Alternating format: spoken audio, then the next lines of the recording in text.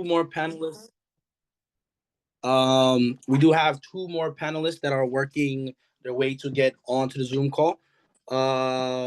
But until they come, we're just gonna start right now, and then once they come in, we'll run it back by them and then let them introduce themselves. But all right, but to get started, hello everyone. Happy my camera not even on. I'm tripping. Hello everyone. Happy Monday. Happy Monday. So yeah, hope everybody's weekend has been peaceful and productive. So first I want to start off by saying thank you to the panel for taking the time to be a part of BCF's virtual bike leadership forum, as well as taking the time to respond to the questions I sent you guys. Thank you so much. I'd also would like to thank the audience for taking the time to be part of our virtual bike leadership forum. I know y'all could be doing a whole bunch of stuff right now, like sleep. It's Monday, we had a long weekend, we got work tomorrow, so we gotta try to keep the dialogue short, simple, and straight to the point. Um, but yeah, so to provide a bit of context for the people that are tuning live and for those that are going to be watching this after we post this online, this forum is not part of a specific series of events, but it is intended to be a starting point for more dialogues like this to happen in the future.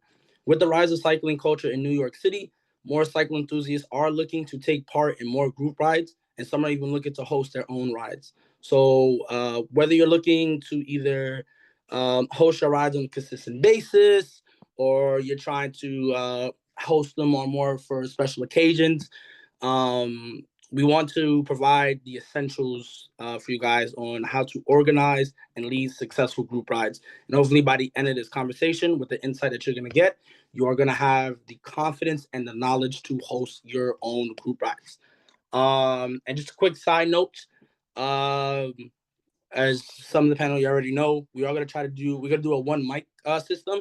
So we are going to ask that to minimize background noises, unintended interruptions, and just to avoid like missing any important details. What's going on, Joe? How you doing, brother? I'm going to ask that you do keep your mics just muted until it is your time to speak. And as for the audience, any questions, feedback, concerns that you have, please put it in the Q&A chat. And then towards the end of the forum, we are going to have a quick Q&A portion of it to address some of those comments and feedback. So, and I do want to apologize in advance if we aren't able to get to every question due to time restraints. I do want to apologize in advance. But we are going to try our best to address all the feedback that we can within the time that we have. So as y'all already see, we have a very diverse panel with us today. Some of us have been hosting rides for a good minute now. And some of us, we're just starting on our journey. So there's definitely a lot to take from this conversation. There's a lot to learn. And I'm just really looking forward to our conversation today. So to start off with a bit of an icebreaker, I'm going to have the panel just introduce themselves. Let us know your name, the cycling club you bike for, how long you've been leading rides for them, and how'd you get introduced to your bike club. Hello, Jess. How you doing? So we can start off. I'm going to start from my screen. So I see Dan, top left, going first. And then we're going to go right, which would be Justin, followed by John, followed by Chunk, followed by Gabby, followed by Joe, and then followed by Jess. So Dan, start off right now, bro. All right, good evening, everybody. My name is Daniel Montrose, representing Social Cycling NYC. I've been riding with Social Cycling going back to July 2019.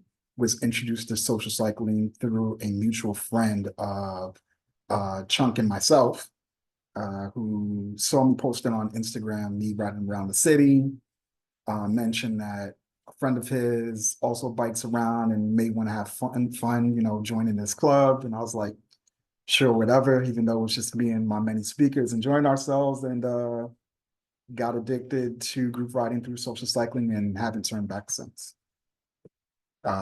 Started ride leading for social cycling starting September 2022 and still going strong.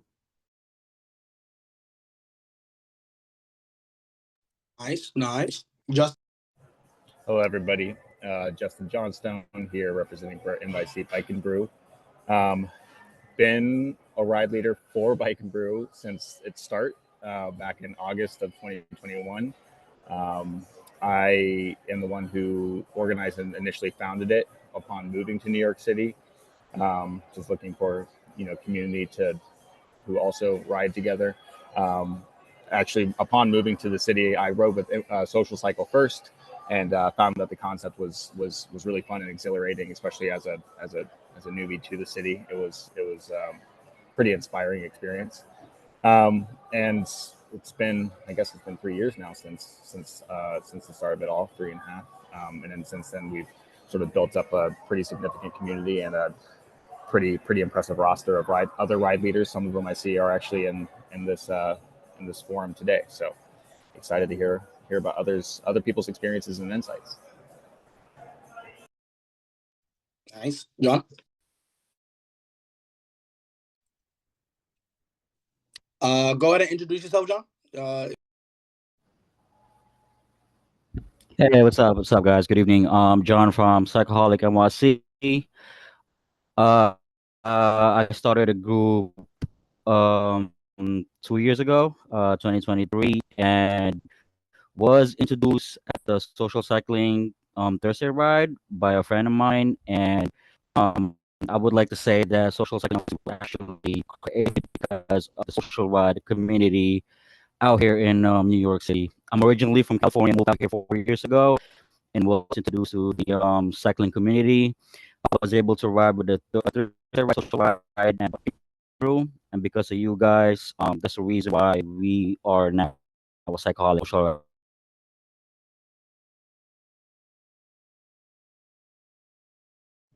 Nice, nice, nice. Chuck. My name is Chunk. My real name is Josh Rodriguez. I ride with Social Cycling. Um, I think I accidentally bumped into Social Cycling in I want to say it was late summer 2017. I was hanging out in the park with a friend, literally talking about wanting to ride with a group of people, and this group rode past me. And I think I have been riding with them ever since. And I became a ride leader. I want to say it was 2019. Yeah.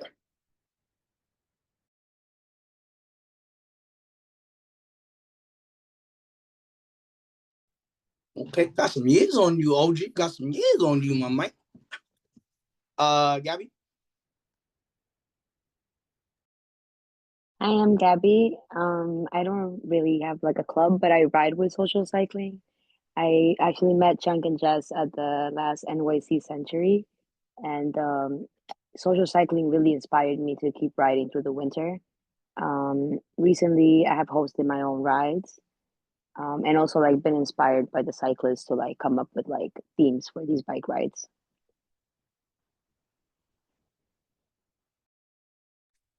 Nice, nice. Joe.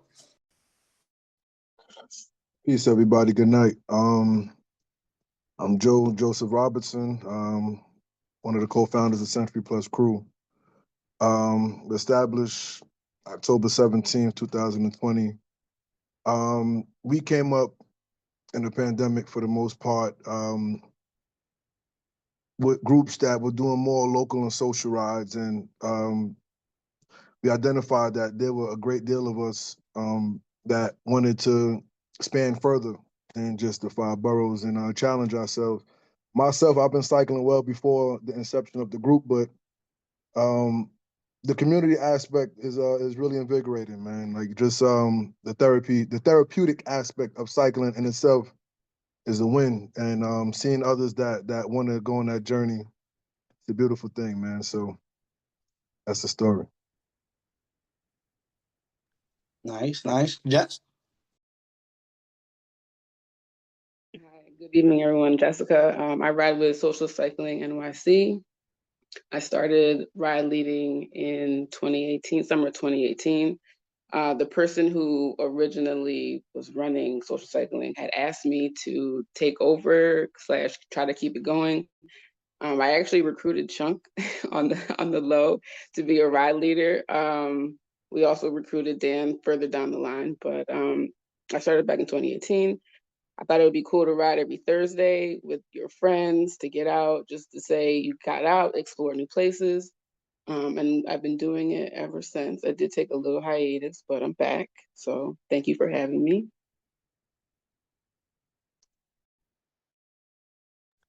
Got you, got you. Thank you. I just realized I didn't even introduce myself. My name is Zell. Uh, I am one of the co-founders of Brooklyn Cycling Family. We were founded in November 2023, like real cold.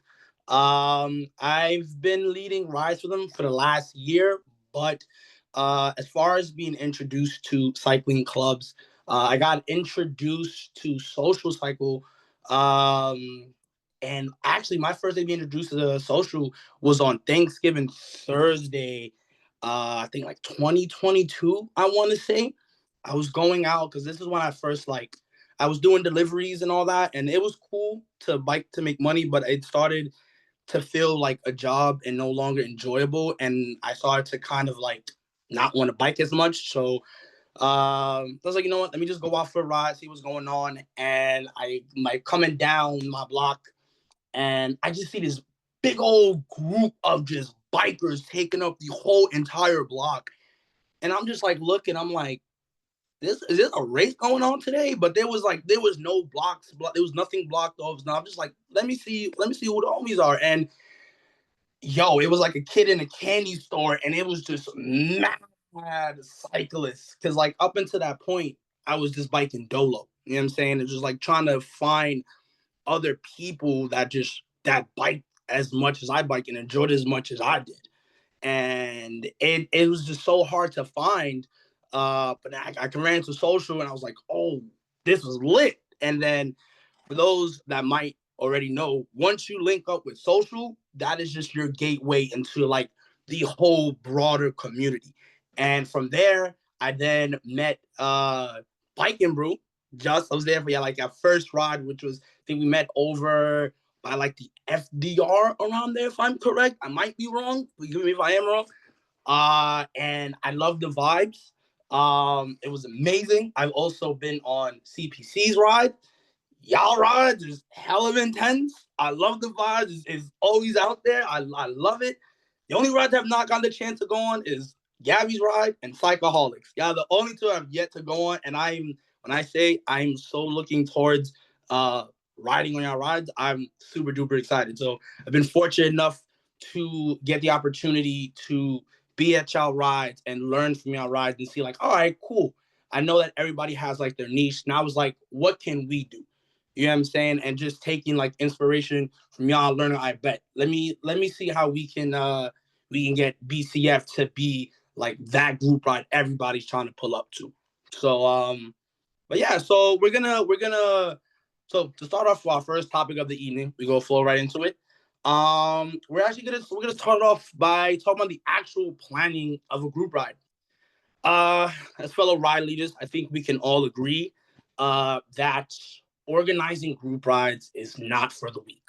It is the amount of time and effort that goes into curating these rides is no easy task. You know what I'm saying? Especially most of us, not all of us, we're doing this on our own time as volunteer work, basically.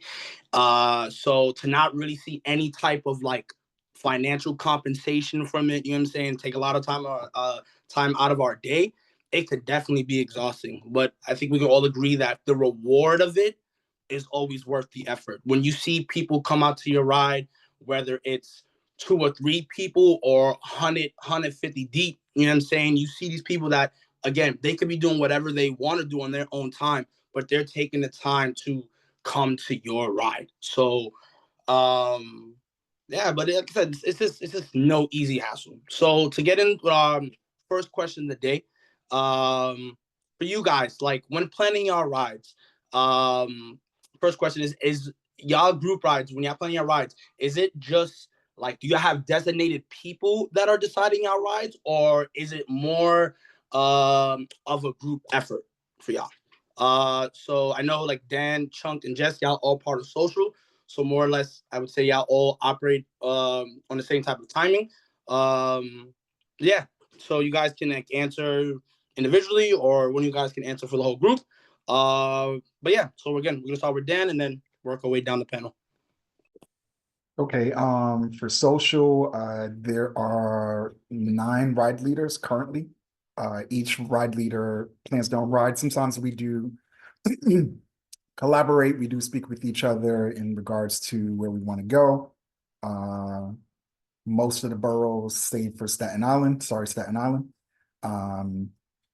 For the most part, the ride leaders themselves choose where they want to go, keeping in mind the distance. Most people here know, if you've ever attended a social night ride, particularly in the warmer months, is it's a very large group. So oftentimes we're very much taking into account how we're essentially going to be mobbing in the streets, because it's not as easy moving a few hundred folks. We usually like to keep our rides somewhere in the distance around, in the winter times, it can get shorter than less than 10 miles, but a little over 10 miles or so. We try to ride at a social pace, but every ride leader is slightly different. Thursday night social ride is our flagship ride. So we're riding every Thursday, unless there's some kind of unforeseen issue regarding weather or acts of God, which have happened from time to time. And if Jess or Chunk want to jump in with anything that I missed, feel free. Dan pretty much nailed it. We agree to as the 9 ride leaders, we agree to certain foundational things. We start at the same time. We start from the same location every Thursday of the week. Other than that, the ride leader is pretty much in control of quarterbacking the whole thing. But the other 8 of us are there for to be a sounding board. They want advice on or they want to poll us on what they think of crossing a certain bridge, taking a certain tunnel. What's the best idea? We bounce it off of each other. 9 minds are better than one. But the ride leader ultimately has final say in what we do for the entirety of Thursday night social. They are correct. No, I don't really have anything to add, but we pretty much just have our own week. If we need to switch a week, we'll let each other know in advance. Like they said, we have each other's back. We do have a group chat to bounce ideas off of each other if we have any questions, like for Thursday, or if we want to do any other rides. But communication is key via each other.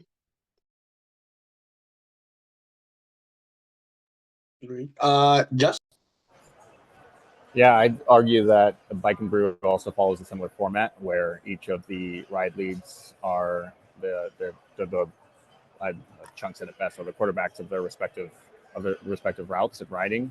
I'd argue there's a creative element to designing your route whenever you're leading the ride that week, and I know a lot of folks try to get creative whenever it comes to thinking about certain pathways and routes to take.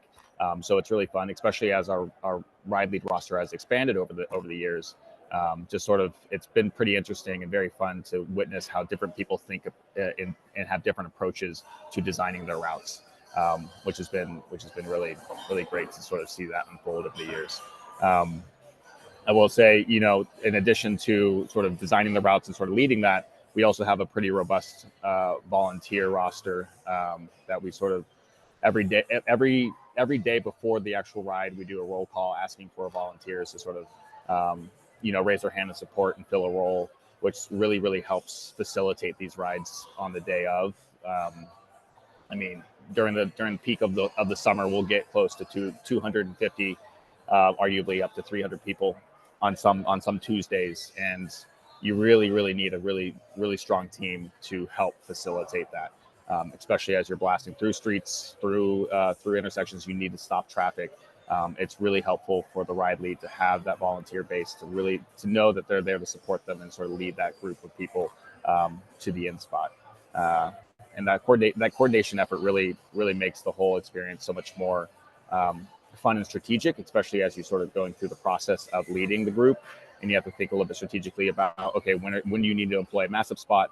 How are you going to react to changes during the actual ride? If there's a street that's milled and you couldn't account for that, or there's a road closure, or there's a gate blocking your roadway. You got to be able to respond quickly to those changes, and sometimes it's helpful to rely on those volunteers as well. So yeah, that's pretty much a basis of how we sort of run our rides. John?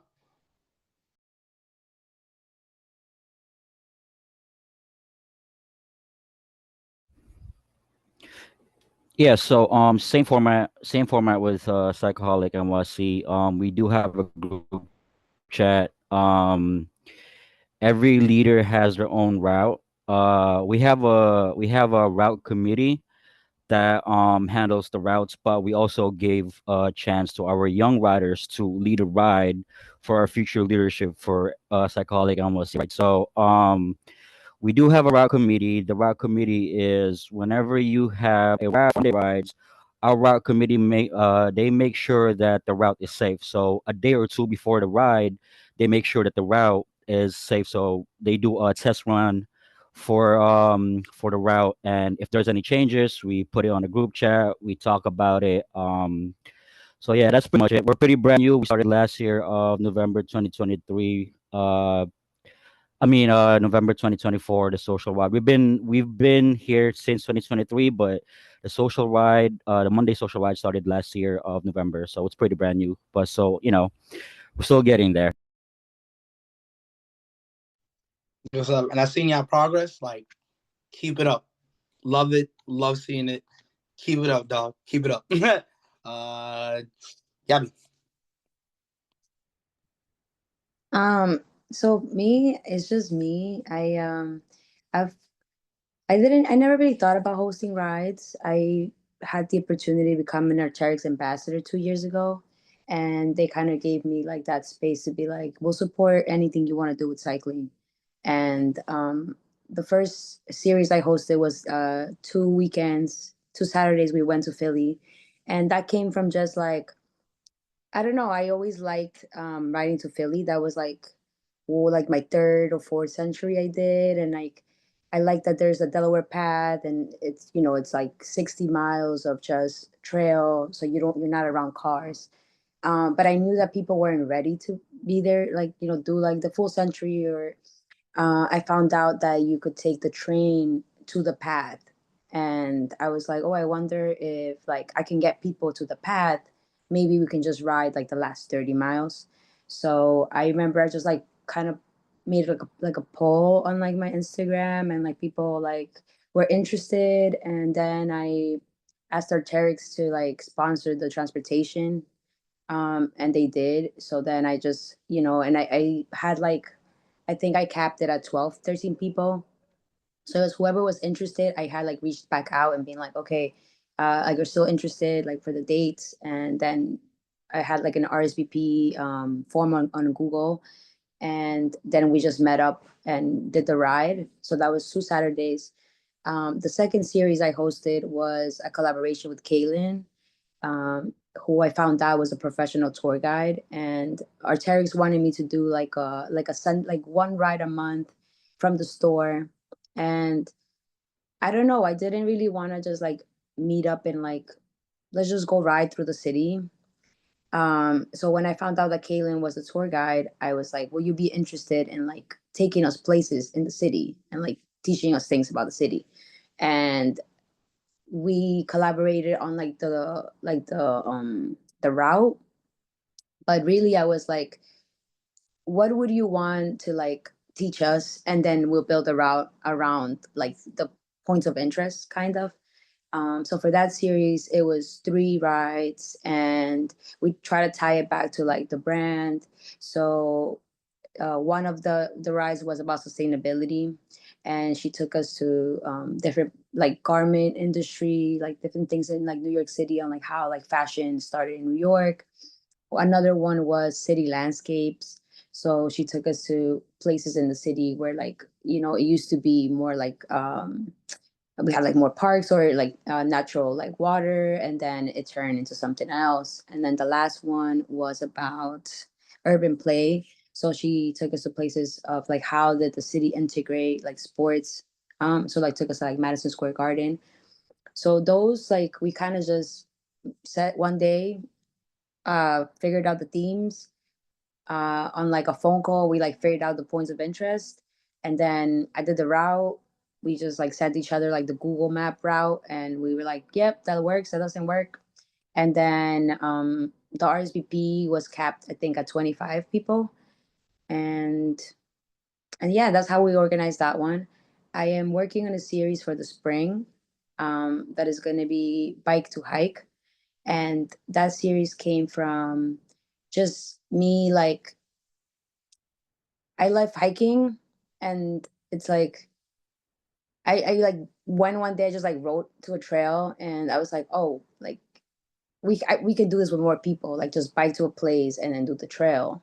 But then I know like other trails that are like outside of New York, like when you go into New Jersey. So I was like, oh, there could be like levels of it. So like there could be like, level one is like we bike to like Forest Park. We do a trail in Forest Park. Level two, I mean, like level three would be like we go out into like the Palisades and we do the trails over there. And that kind of came from I started running 3 years ago, and I did a trail race over the summer. And I've always biked like Palisades, um, but I didn't know that like inside the woods are like actual trails that people run or hike. And I did this half marathon out there, and I was like, wow, this is like so accessible. Like I always bike through here to go to the market, like 9W Market. Why haven't I ever like biked to just like get into the trails after? So that's kind of how that series came about. And through that, I've been thinking about like, okay, what other people do I know um, that would that can like collaborate on that? So like Mundo has gotten into bird watching, so I had approached him about like maybe leading one of the hikes, or like taking us to a place that he likes to go bird watch. So I don't know. For me, like my rides are more like I try to integrate it with my life. Like I'm always trying to do a lot more things. So if I'm like, okay, I would like to go right over here. I wonder if people want to go. I just kind of put out like a big call and then see who wants to like do it. I think my goal has been to keep the rides very small, because I feel like I don't have the capacity to like lead these giant rides. Um, so yeah, that's how I've gone about it so far. I said I've been following your Instagram for a bit, and I just gotta say I salute the fact that you bike and you run. My big self ain't running nowhere. I think walking and running is low key ghetto, but that's just me. I'd rather bike everywhere. You know what I'm saying? So I salute you for that. I must say I salute you for that.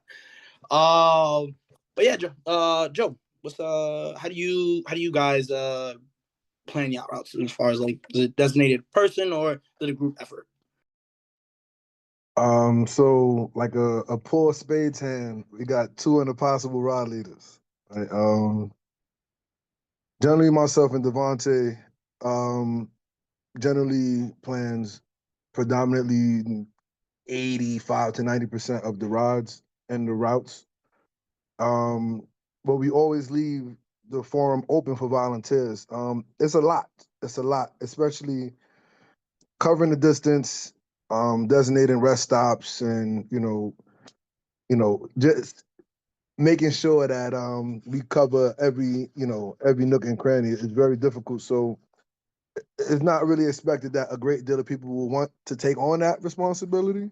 Um, but we do have volunteers here and there that say, hey, I want to lead this ride, or even on a ride that's already planned, they may volunteer to lead the ride. And I'm receptive to that. Anytime that I don't have to be in the front pulling a group is a good day for me. If I personally can see things better from the back of the group as a sweep, and I could, kind of, you know, help if anybody is falling behind or struggling. I could give them a push or, anything like that. Any mechanicals, I can kind of float around a little bit more freely when you're leading a ride, you kind of gotta, keep the ride going. So it's yeah, that part. We always prior to really getting into the thick of our rides, like we're gonna start in February. Generally our season don't generally end, but like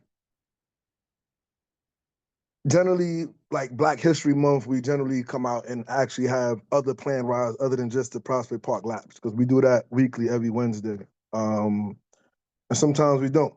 But for the most part, February generally Black History Month, and then so on and so forth. We'll go into that. But yeah, that's basically our structure. Our structure is just to make sure that everybody gets home safe, right? It's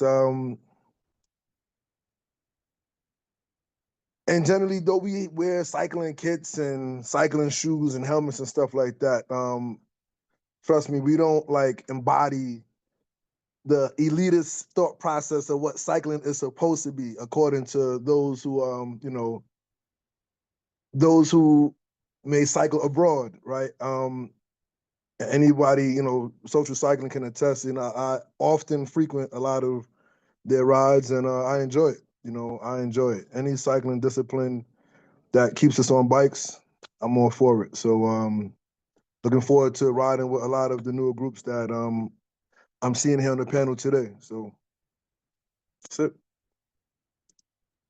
Like I will agree. Like that is the one thing I do enjoy about all the um social cycling clubs that I've gotten the opportunity to ride with is it provides that real chill, like, yo, you could tag along too, even if you're not doing like 25, 30 miles an hour. You know what I'm saying? I think that's ultimately what makes cycling in New York. I can't talk about any other state because I haven't hosted rides or rode in other cities. I can only speak by my own experience. But I think that's one of the coolest things that like I genuinely love about the cycling culture, like in New York. And you guys already started like talking about some of the things like you take into consideration. Um, and I think those consider like some of those things vary depending on our size, the size of our group rides, as well as the pace at which we like to keep our rides. So the follow up question to that would be, what are some important things that the child take into consideration when planning your rides? And was there ever a ride that y'all planned that didn't go according to plan? Um, and how did that turn out for y'all? I see smiles, so I'm waiting to hear these stories, dog. um, we'll start off. We'll start in order like we've been doing. Dan, start it off.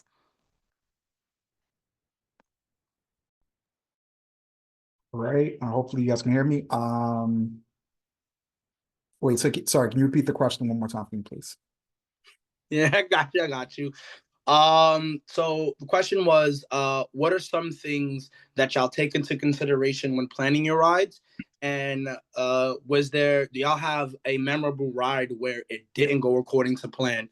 And how did that turn out for y'all? Things to take into account, particularly with social. One thing I'm always keeping into account for the Thursday night ride specifically, and there occasionally ride leaders do lead rides outside of Thursday, which is not part of the schedule. It's like kind of if they want to. We have people that, hit us up to collaborate, or sometimes people get inspired to do their own rides. I think technically my first ride for social was not a Thursday ride, it was a beach ride, going to the beach.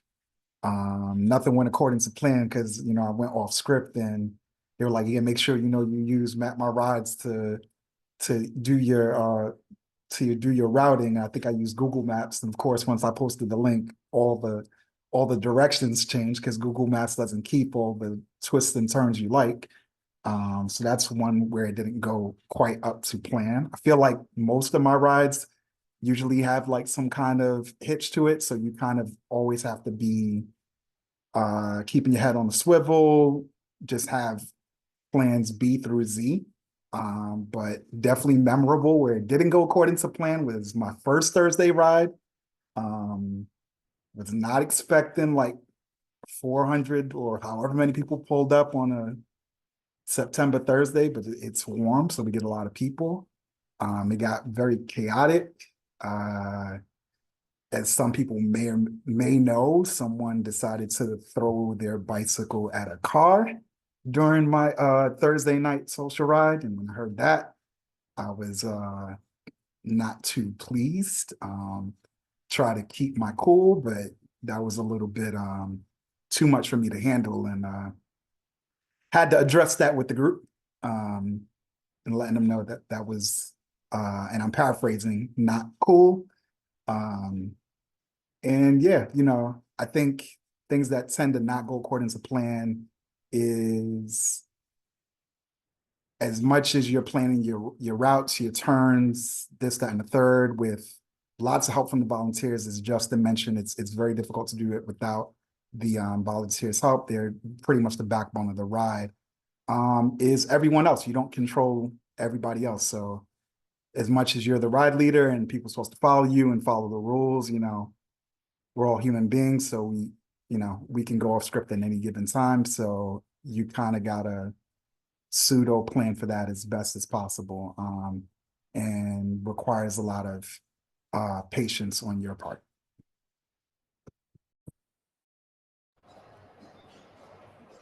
Yeah, I guess what Dan was mentioning, there's a lot of variables that you can try your best to account for whenever you are reacting to things happening in the city. It's a big city, lots of things. But in a sense of going back to the original question, is like what are some things that you do consider? I think the things that you can account for and can control is the pace, and the route itself.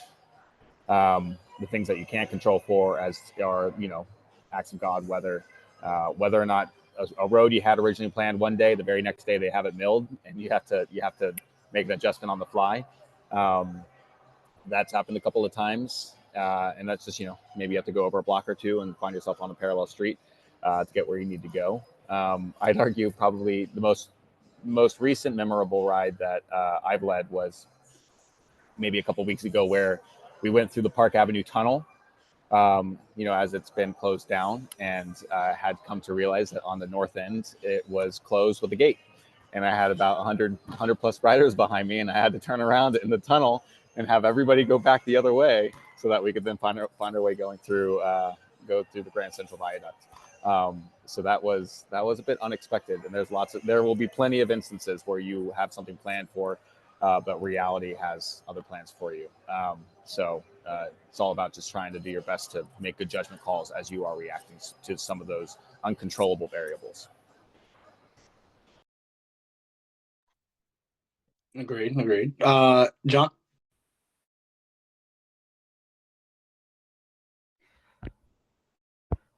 Yeah. So, wait, what was the question again, man? I'm sorry.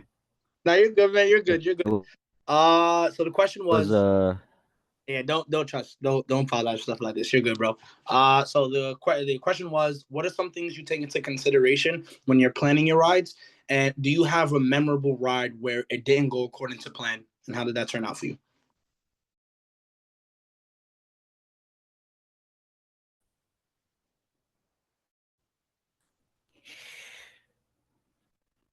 Yeah, so I don't know, man. We just actually started last year. So, when it comes to like memorable ride, I would say OCA. When we did host an OCA ride last year. It was actually a pretty good turnout. It was like 10, 11 people that showed up. It was actually more than we expected. That was actually one of our memorable ride. We stop in the middle of nowhere, and we just kind of like sit there and talk about like our worst cycling crash. It was actually good. When it comes to like did not turn to plan according to plan, is that I think it was last Monday. That was actually like one of our worst ride. It was cold as hell, and it was only like 7 people. We have like 3 flats, and we just had to stop the ride right there by Queensboro Bridge. I think that was like one of the worst rides we ever. I wouldn't say worst, but like it did not went according to plan because of that. And the ride leader just decided to, like, there's too many flats today, it's only 7 people because it's cold. So let's just stop it right there. And we kind of like stopped. And like I said, we just started. So hopefully, nothing's worse gonna happen. But yeah, so far that was it. So far. What about you? Sorry, was that me?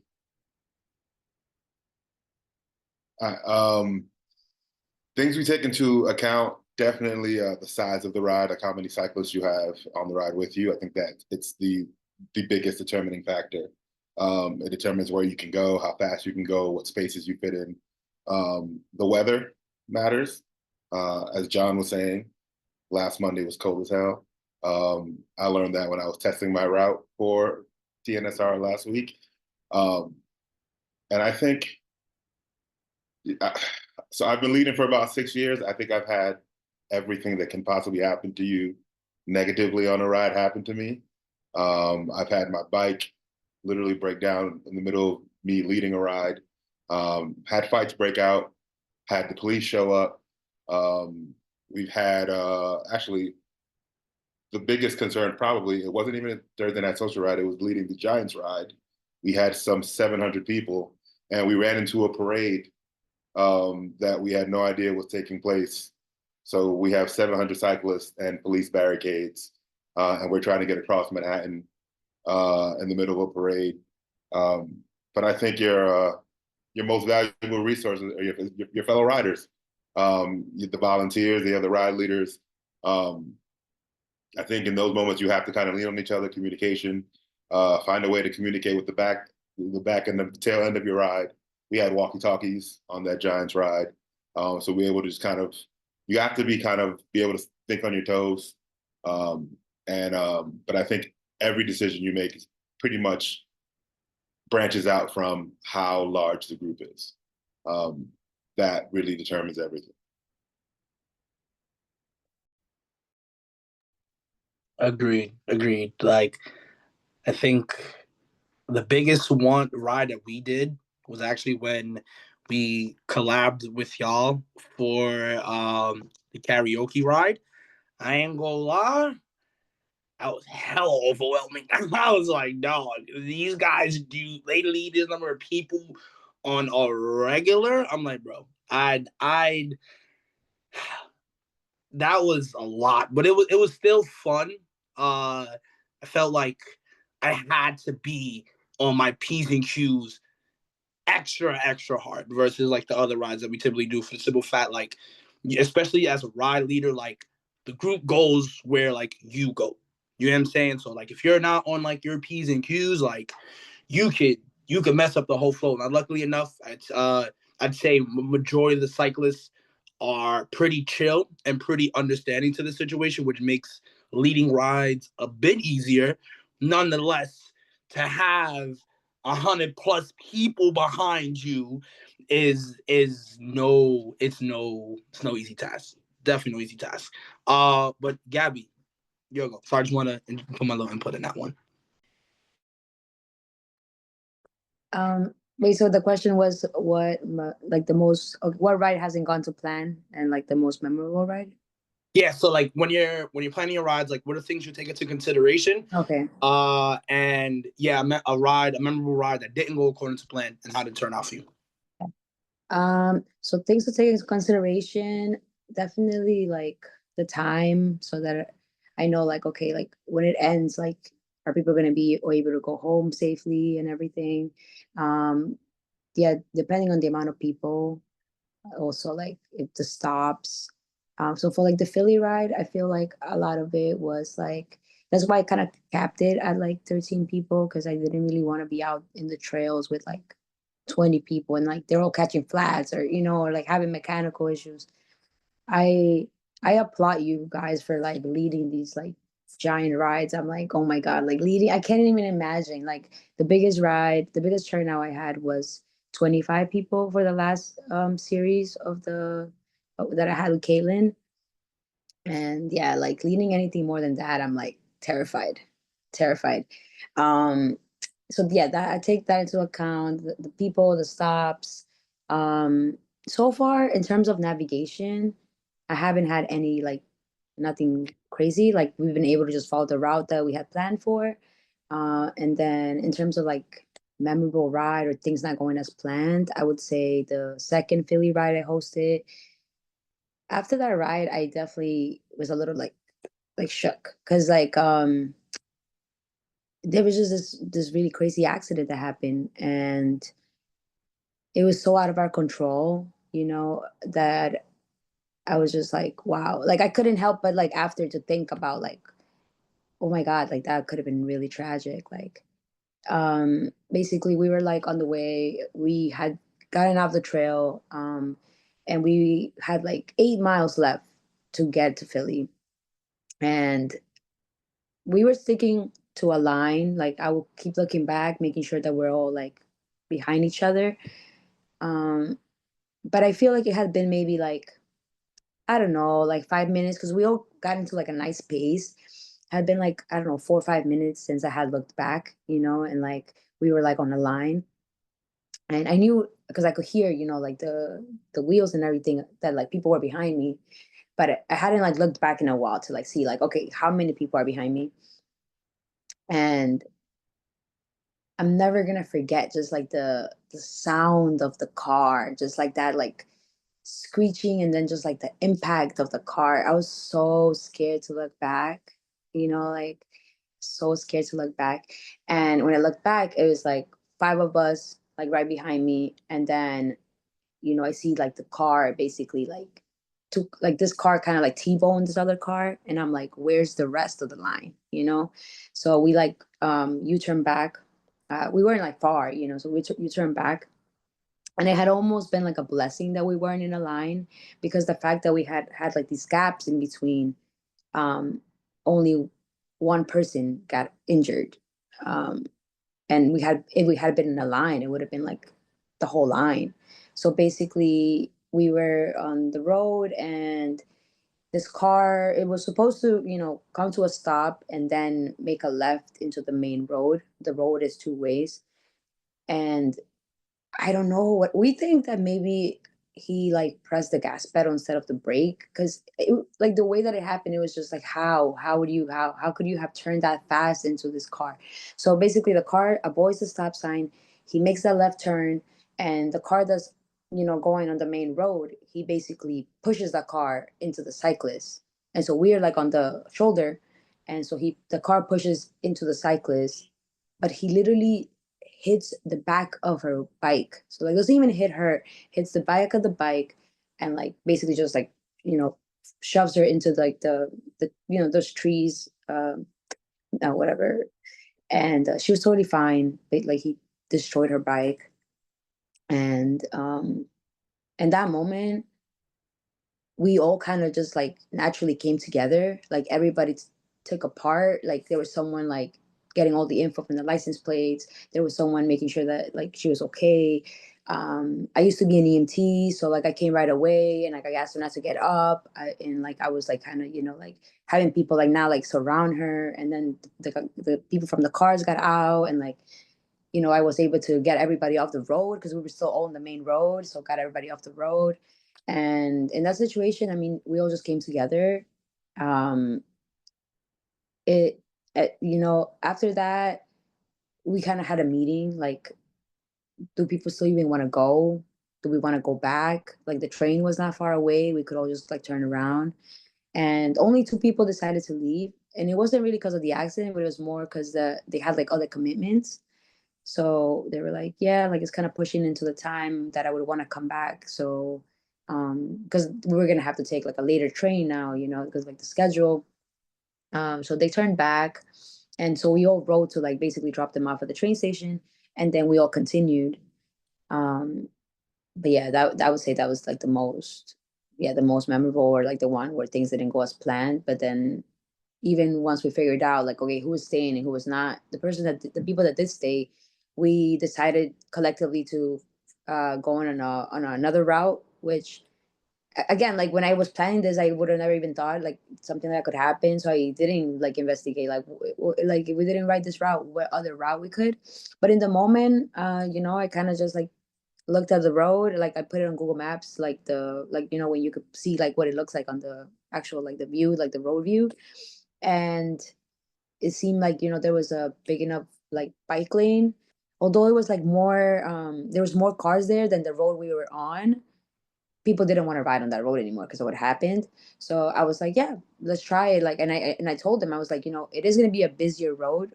The shoulder, like the bike lane part, is bigger, but it is gonna be a busier road. So like, we are gonna have more cars passing because the road we were on was very chill. Like, it was very residential. It was like it was a main road, but there was not that many cars. So we just turned, we just took the parallel road. We had like 8 miles left. So we just did that and we all got there safely. We ate and, we, I guess, grieved through it together and got through it together and it worked out. But, now based on that experience, something I would have put on the form, which I didn't at that time, was like an emergency contact because on that form that I had sent them, they put in their name, their email, their phone number and stuff, but like there was no emergency contact. And luckily she was okay. But if something would have happened where like, she wasn't, I wouldn't have known who to contact. So yeah.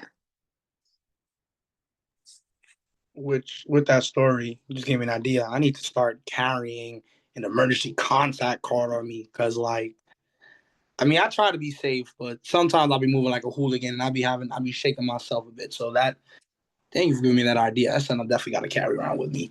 Chunks, what yourself, brother?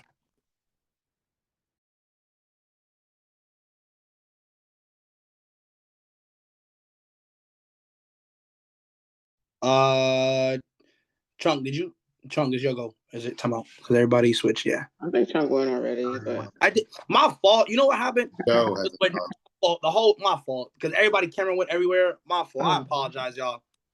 Joe, you'll go, brother. I apologize.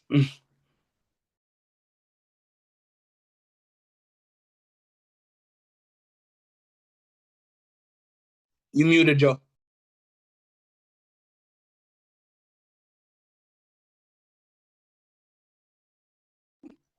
Um, we lost Joe for a Joe second. left. Joe left. I could be back after these messages. no, But he'll come back. But Jess, about yourself, is there ever a ride? Do you have a memorable ride that didn't go according to plan? And how did that turn out for you? well, I try to take like construction into consideration when we're planning the routes. So it tends to happen like I'll test the route on a Tuesday and like there's no construction or like there's signs of construction, but like I'm testing the route on a Tuesday at like 8 o'clock and not the actual time TNSR would be. So I'm like, well, maybe they only do it during the day and they end at 3 o'clock. So part part of the question was, what do I take in consideration construction on the route? The second part is I ran into a couple of ride TNSRs where I'm leading, and I tested on Tuesday, and I get there Thursday, and the road is closed. So I'm like, oh, okay. So how do we go around? Because we're in the Bronx. We're not in Manhattan where it's like go up, over, and back down. So it's in the Bronx. So it's like, oh, we got to go up and over and down and turn left and turn right. So we ended up making it to the end, but it was just like running into a road close sign with 100 people behind you, and you're just like, oh, but I didn't really plan for construction to be in the way. So that's just one of my memorable and things I take into consideration when leading. Facts. Like the Bronx, love the Bronx. I think the Bronx is a great place to train as a cyclist. But having to maneuver around the Bronx is crazy. Love the Bronx. Love going in the bike, especially in the summertime. But dog, it is a mission to troop around the Bronx, bro. But Crazy. I will say the volunteers who were on that route, I think some of them lived in the Bronx. So I asked them, I said, can you go ask the construction worker, like, how far does the construction go? And is there a way we can go around? So they asked the construction worker, came back and they're like, yeah, I know how to get over to such and such or wherever we need to go. So I was able to use the assistance of the volunteers who lived in the Bronx who were able to assist us around the construction. So shout out to any volunteers who are on the call tonight. Thank you. If you learn anything from this forum, having a good team, a good strong team makes all of this possible. That and don't throw bikes on a ride. So, but Joe, you go, bro. Yeah, I definitely second that. Not throwing bikes, man. Bikes are expensive. Our most memorable ride to date is an attempt to separate a ride to Philadelphia. Our first attempt to go to Philadelphia, some of us wanted to challenge ourselves. It is generally a century, going through Staten Island and, working your way into Jersey, so on and so forth. Some of us wanted to not take the ferry. So going up and around Fort Lee and then working your way through a plethora of hills, it made the ride 150 miles for some of us.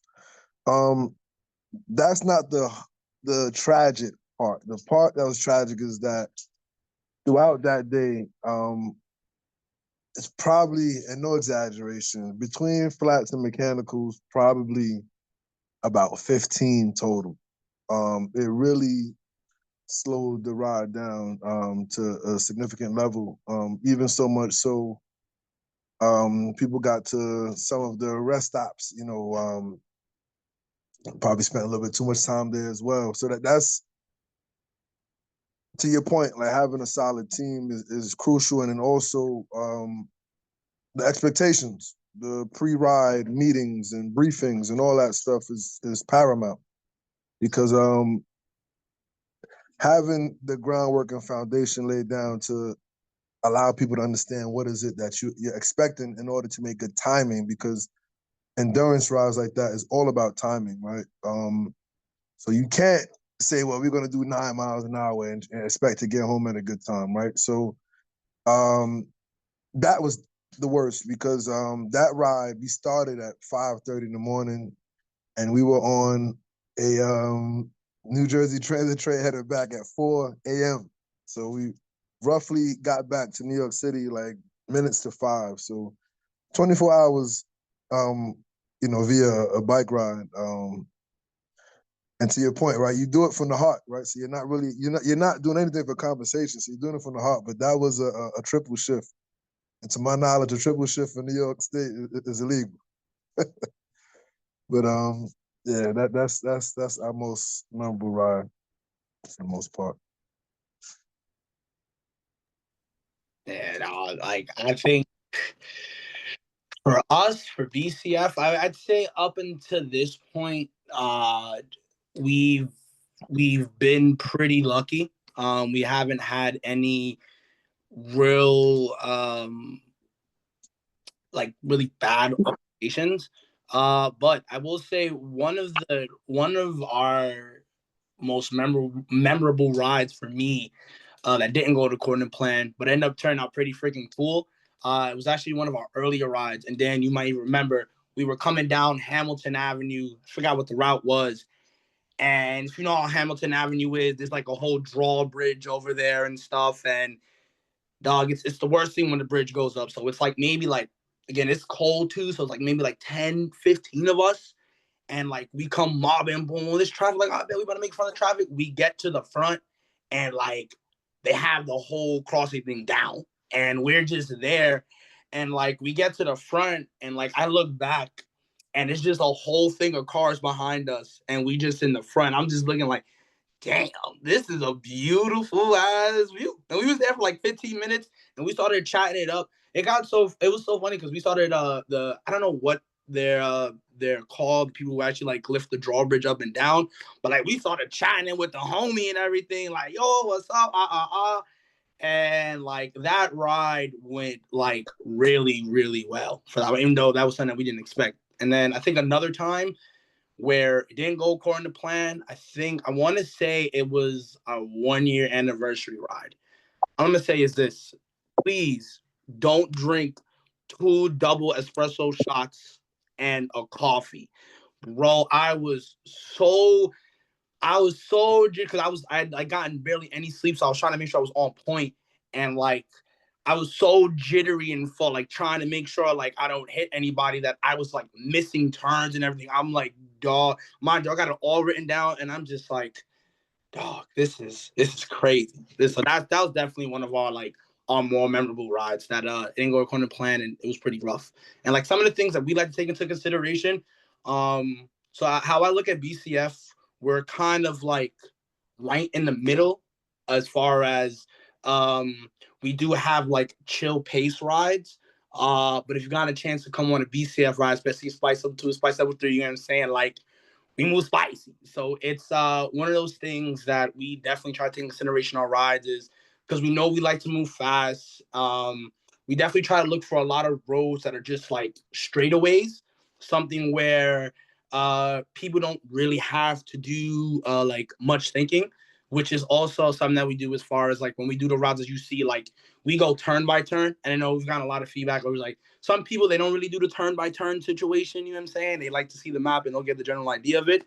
But as y'all will also already may know, on these rides, man, you always have like just the speedsters that just go ahead. Like no matter what you try to do, it just ultimately like leads them to like just taking off. Yeah, and it naturally happens. I just think as it's like you just naturally get the urge to just like go faster. It's just what it is. You know what I'm saying? That's the whole reason like we bike anywhere. You know what I'm saying? Like the only really way faster than that is like an electrical vehicle or a car.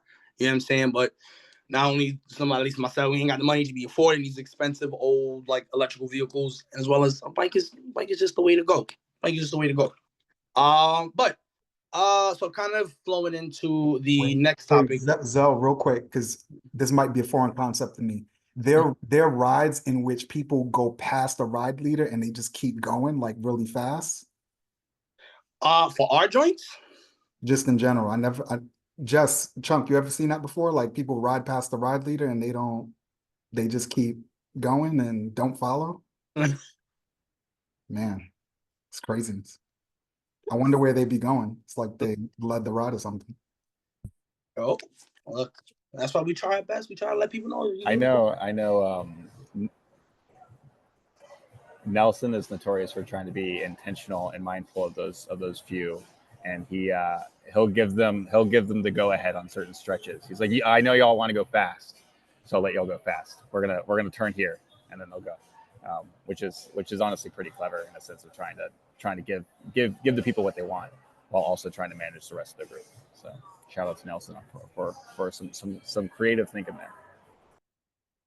So, really, man, all you can do is try your best. You know what I'm saying? Communicate with people. But you feel me? You can't control. So like going into our next topic, which we'll be talking about ride leadership and just like overall like safety awareness. So for you guys, I've gotten the opportunity to be on some of your rides, so I have a bit of an understanding as far as like the vibes and the tone of how you like to set for your rides. But for those that might not be aware, or those that have not gotten the opportunity to come on y'all rides, how do y'all like to set the tone for y'all rides? You know, like go into a little bit of detail as far as just what are the vibes like if somebody's coming to like a bike and brew ride or a social ride or a psychoholic ride, CPC ride, or they come into a Gabby ride. You know what I'm saying?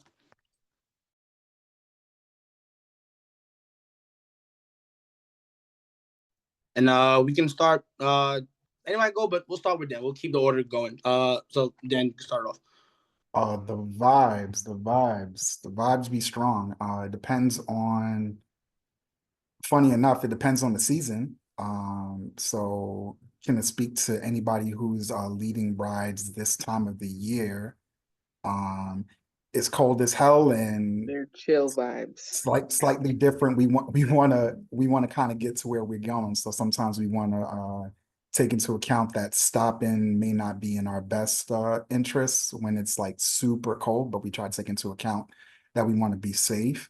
In my experience leading for social cycling the last couple of years, As much as possible, I like to keep it cool. I like to play it safe. So for my rides at least, will try to keep it at generally a slower pace, which is why we have a lot of rabbits, as we affectionately call them, kind of zooming past the ride leaders. Please don't do that.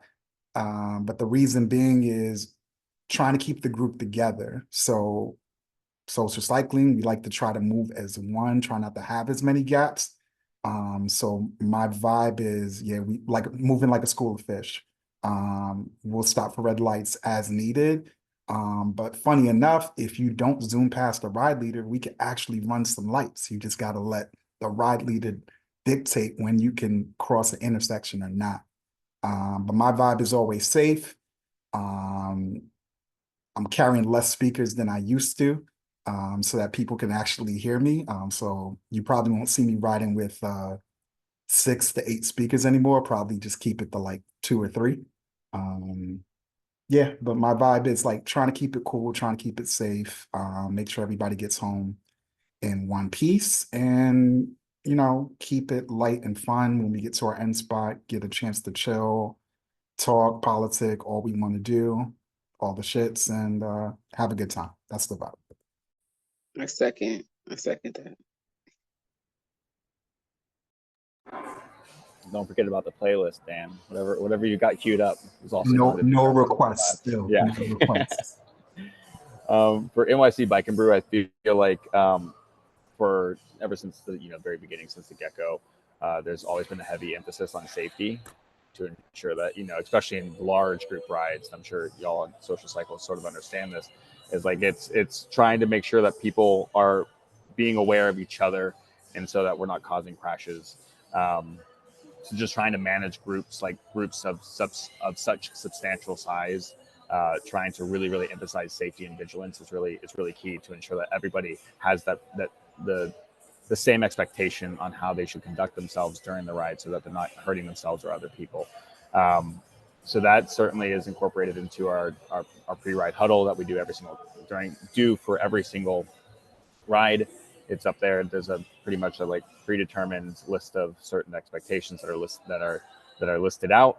And then from there, in terms of pace and how that sort of dictates the vibe of the ride, that's sort of, I guess, more or less dependent on a couple of different factors. I think each respective ride lead will be able to, set the pace on whatever they're looking for. And some of that is influenced by weather. Some of that is influenced by whether or not we have light at the start of the ride or not. We're slowly creeping back with the sun coming back, but we're not there yet. And some of it's also determined by whatever route we're actually working on, and going through. I know some people are always very excited about blasting over the bridges, so that sort of gets people energized whenever they're expecting that. And I think for the most part, we sort of have this more or less newly formalized expectation and rule that if we have a certain ride over a certain number of people, it's likely best and safest to take a bridge car lane as opposed to the bike path, because it can become precarious and unsafe otherwise. If you have 200 people trying to go over the Williamsburg Bridge bike path, that's probably not. It's going to be quite the bottleneck. But yeah, it's the vibe is pretty much dictated by the ride lead and what expectations they're also looking for in terms of setting their tone. Yeah. So just to quickly point something out, right? Before y'all start thinking y'all brave and y'all could take the highway, understand this is when you got a large number of people where it's typically safe to do so. Now, by all means, I ain't gonna tell anybody to ride how you ride. Just make sure you safe while doing it. You get what I'm saying? But yeah, definitely want to just be careful and yeah. It took us a while before we developed a degree of confidence to be able to take those car lanes, just because of such a heavy emphasis on safety and not wanting people to get hurt. But then again, you're trying to pick the lesser of the two evils in that circumstance. If you have 200 people, it's likely not best to take the bike lane, and then you can feel confident in the safety and numbers aspect. If you have the bodies, if you have that large enough group, you could confidently take the bridge, but you have to make sure that you have that size. That's certainly a prerequisite. Agreed. John, how did psychoholics like to set the vibes for their rides, man? Yeah, man. So far, man, when it comes to vibe, we're pretty chill. We're pretty lucky so far. We haven't had any crazy riders that will, want to zoom out past the ride leaders and that. Cause yeah, I agree with that. It's not easy. I'm guilty to that.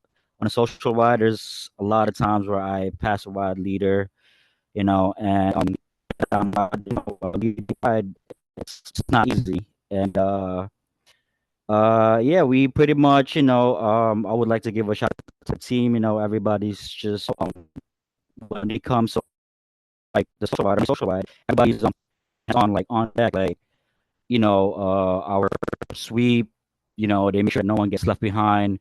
If we have a flat picture that there's 3 or 4 sweeps, they make sure one of them stops and help whoever got a flat, and then just text a ride leader like, look, this is what happened, this, that, and the third. So, yeah, so far, when it comes to our Monday social ride, the vibe is good.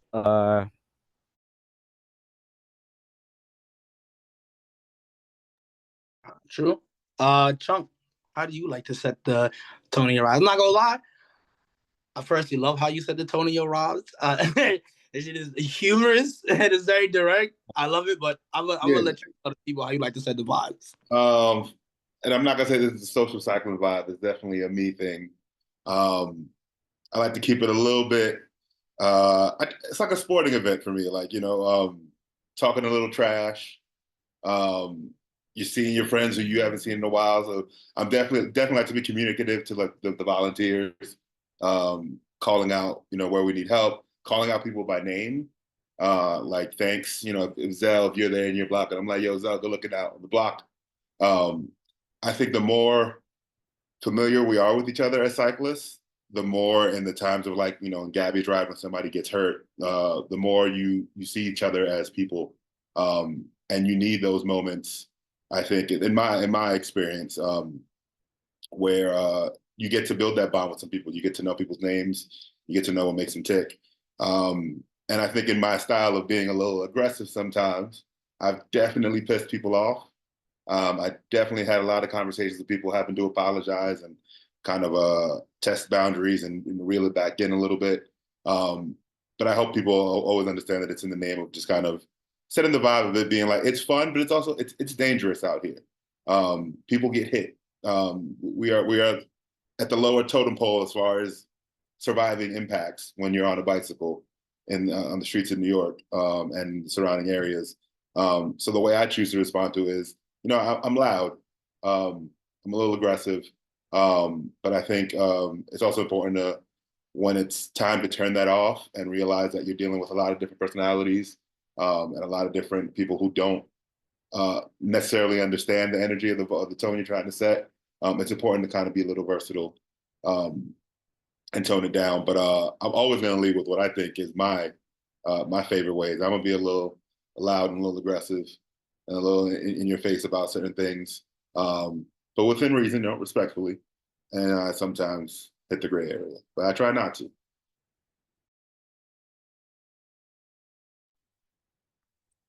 Nah, man. I think for me, I like you. For me, like I think you gotta be a little sassy sometimes, though. Like I feel like, especially when you're coming from a good place, you know what I'm saying, and you're not being a jerk. Because I mean, we've dealt with jerks. We got people who feel entitled, like, oh, this is my road, my space. You feel me? But it's like, especially as Riley, there's this point where it's not just you that you're riding on these streets. You know what I'm saying? You are leading other people and you're leading different skill level riders. Like we can all agree, like when you're around people that you get, so let's say like just the homies, right?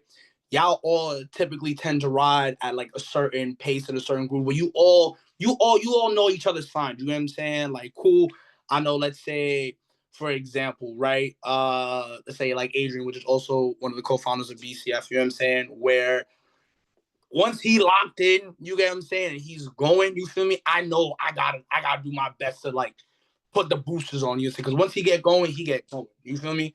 But not everybody is on that timing. You know what I'm saying? So definitely calling stuff out. You know what I'm saying? Just letting people know, like, yo, we want you to have fun, but at the end of the day, like, there's as cyclists, we are completely vulnerable.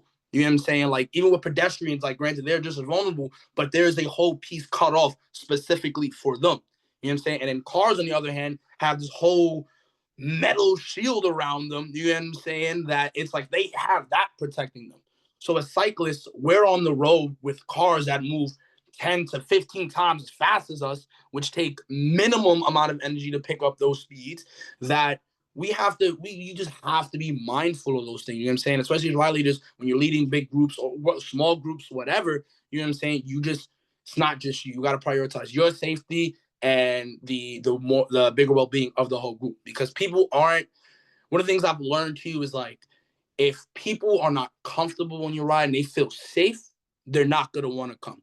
You know what I'm saying? And I understand, like, right, cool, you might have a different pace or whatever, you might be faster pace and not everybody moves at that, but that's different from when, like, all right, you're a reckless group, you know what I'm saying? You don't communicate, you just I don't care, you know what I'm saying? It's my ride, my vibes, and you go. And that's just, sometimes that's not always okay. You get spicy, feel me? You could take a little risk because that's what's going to happen. But again, you got to think about as ride leaders, it's not just you anymore. It's not just you and the homies. It's you and, like, you feel me, somebody who just got out of work, you know what I'm saying? And they're just trying to, like, go on a good ride or whatever the case may be. Or it might even be somebody who's younger, you know what I'm saying, who hasn't, not younger, but when I say younger, more like new to cycling, where they haven't picked up on those senses where, like, all right, they know when they can slow up or they know what moves they can't take and what they can't take. There's still people, you know what I'm saying, especially nowadays, like, they're getting kind of the cycle feel, you know what I'm saying, knowing how to read traffic, knowing how to read other cyclists, like, they're just getting used to that. And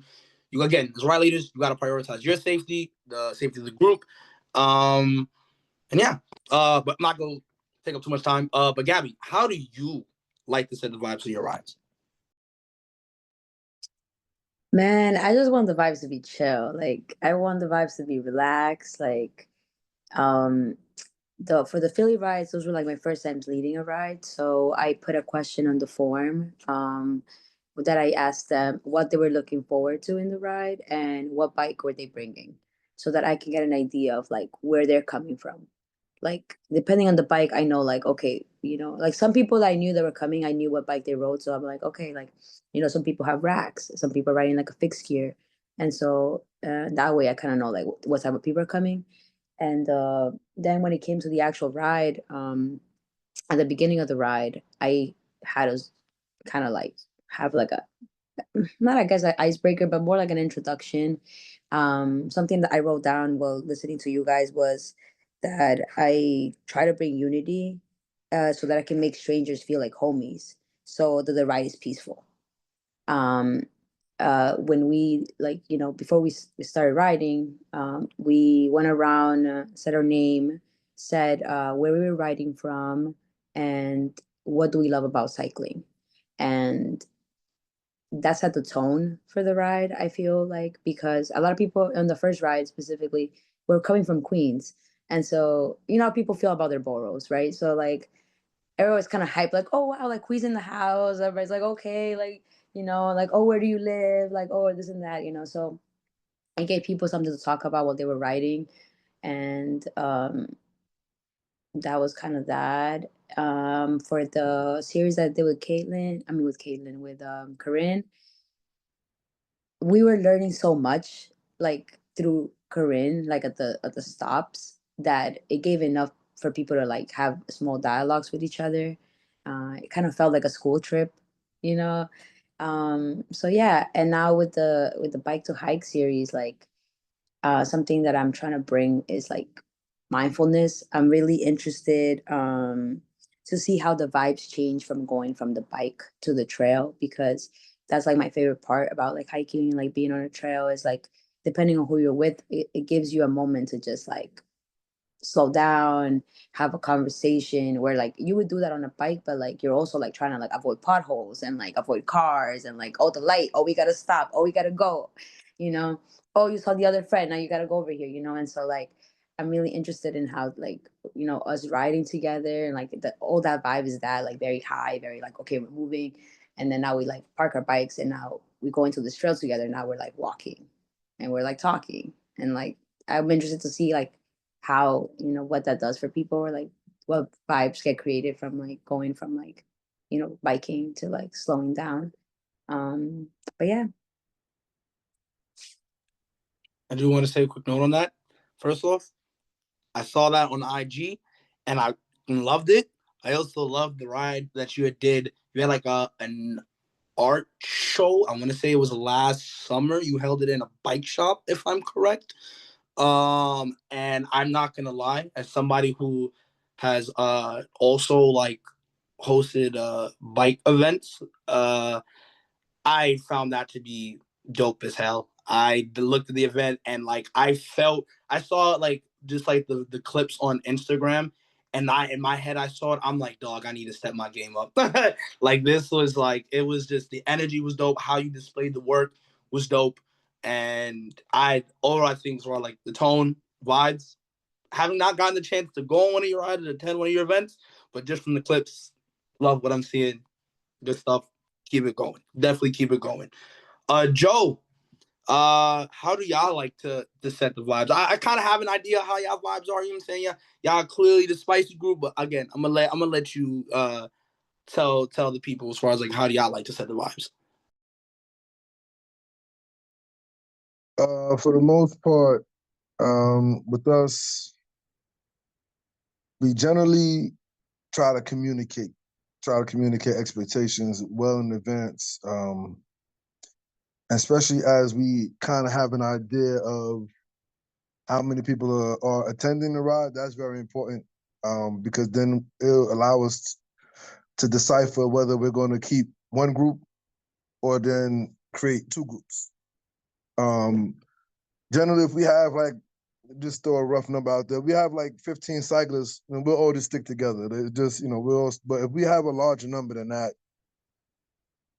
25, 30, 35, 40, and there's people with different skill sets, so that we're not like stifling those who can perform at a higher level, then we'll decide to go to like a group A, group B kind of format, where group A would sustain on flat surfaces, right? Sometimes there's a misconception. People see average 18, 19 miles an hour. I mean, you got to take into account hills, right? If you're doing 18, 19 miles an hour hills, you should be competing in France. But on flat surfaces, we speak of these averages. It's maintaining comfortably, not where you're doing 17, 18, and you're at zone 5, where your heart is like about to climb out your chest, right? You know, we want to make sure that you're sustaining that comfortably. So we will go into like a 2-group format in that regard, so that we are moving. And then, of course, the slow group will eventually catch up, right? The destination is the same, just that one group is going to get there a little earlier. But the objective is to make sure that we're safe. And that is that. The communication prior to the ride, we generally don't allow, well, not allow, right? We're adults here, so it's not about permission and like permission slips and stuff like that. But we generally try to be heavy advocates for people not to pass the ride leaders, right? Because something may change. We may have to deviate from what is documented as per the route. Something may change, and if you pass the person that's leading the ride that's going to communicate that with you, then you know you're kind of on your own. So that's really it. I think it's just communication, and you know, just accepting of the challenge, enjoying the views, right? You know, you're leaving, you know, the concrete jungle, so to speak, and you're looking at things, you know, that's a little bit more picturesque. You know, you're seeing nature, you know, sometimes a deer might hop out the woods and hit you while you're on your bike, you know, different stuff, you know, it comes with the territory, but that's basically it. Just communication and getting to our destination, and, you know, having something to add into the memory bank, man. That's really it. Agreed. That's We try. That's especially like with us. I definitely say we've drawn inspiration as far as like how we try to structure our rides as well. Because like we said, we do tend to move a bit on the spicier end of things. And one of the things that we did notice from you guys is how you do have an A group and a B group. You know what I'm saying? And it's one of those things. Granted, you guys, unless like you guys are doing laps around Prospect, you guys tend to go out there. So that's like really helpful. So we try to apply that a bit more locally when we're doing like just mainly like our Brooklyn rides and stuff. But that's still very much important. You know what I'm saying? Because again, you got people, especially you got people who they want to improve and they want to get faster. You know what I'm saying? But at the moment, they're not at that level where they can go 16, 17, 18 miles an hour comfortably. So having that second group, you know what I'm saying, is one, it's important because it keeps, I feel like it keeps like the moral, just like you just up more. You don't feel as discouraged because like, damn, fuck, I'm behind, I'm the back of the group, whatever the case may be. But it's like, but I'm not alone. You hear me? And again, when you have a good team and you have good ride leaders and volunteers that are putting into that positive energy, that positive vibe, you know what I'm saying? It makes it a lot more manageable to push through those hard moments, usually where you're exhausted and you don't feel like you have the legs to keep it going. But you see the wheel in front of you, how they're keeping up that energy and they're keeping it going. It's like, nah, they doing anything. I gotta try my best to keep it going. So definitely agree with that. Jess, how do you like to set the tone to your rides? You're a lot more chill. You a lot more You like already know. I am chill. I am chill. I feel like that is my ride. It's a chill ride.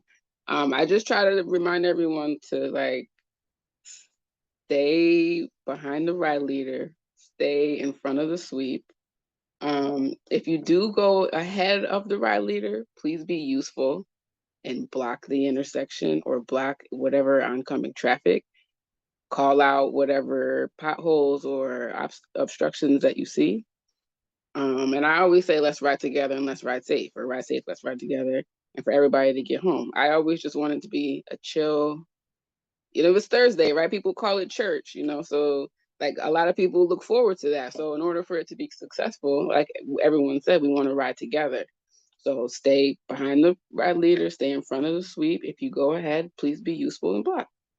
And I do get a little spicy when I lead because, people sometimes may be ungrateful or why are we doing this? Or, so the spice does come on. You got to let it be known. Like like you said earlier, we're volunteering our time.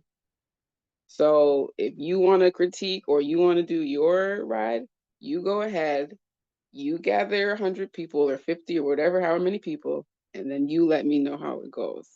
So I try not to be spicy, but it comes out, it comes out. So but I like to be chill. Like Thursday is Thursday. Let's have fun. Let's ride together. Let's ride safe. Let's have a good time. I always love it when like we leading the rides. I be going there, just got this face like I'm gonna tell you once, but I ain't telling you again. And if you want to go do that, by all means, that's on you. You get lost, that's your fault, not mine. And she just keep it going. I'll fix this. But we listened to the people though. Everyone was like, you guys don't post a route. We started posting the route. It's on Instagram. The link is there. The picture is there. So if you do go ahead and you get lost, that's fine. Like the link is there. You know what I mean? So like we listened and we followed through. So if it's still an issue, I don't know what else to tell you. Right.